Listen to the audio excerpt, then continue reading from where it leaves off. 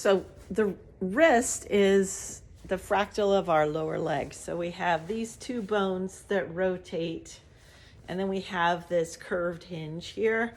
Just like here, we have these two bones that rotate. And there are 27 bones in our hands. There's just one extra in the thumb. And there are 26 bones in each foot. So the kind of rotational mapping that we're doing with the ankle is the same kind of rotational work. It's similar to what can help restore a wrist. When I used to have a handstand practice, I had to really get on my wrist game. So the first thing about the wrist is the outside edge, like our feet.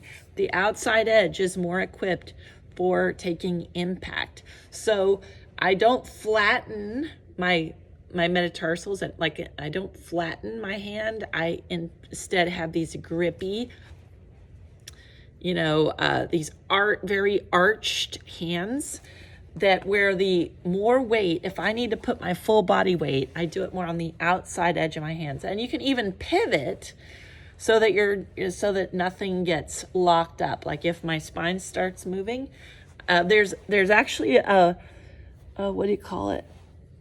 A disc, like the discs between our spine. There's one of those here.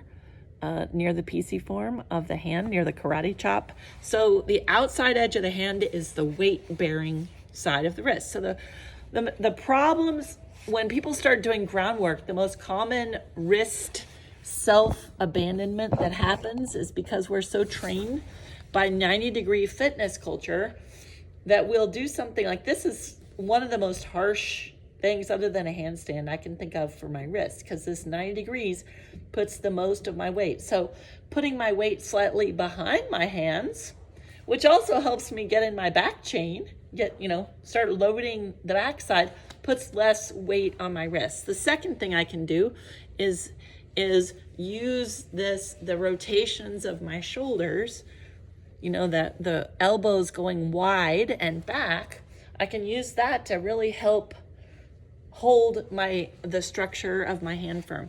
But if I'm already in a tweaked place with the wrist, of course we don't want to inflame it more.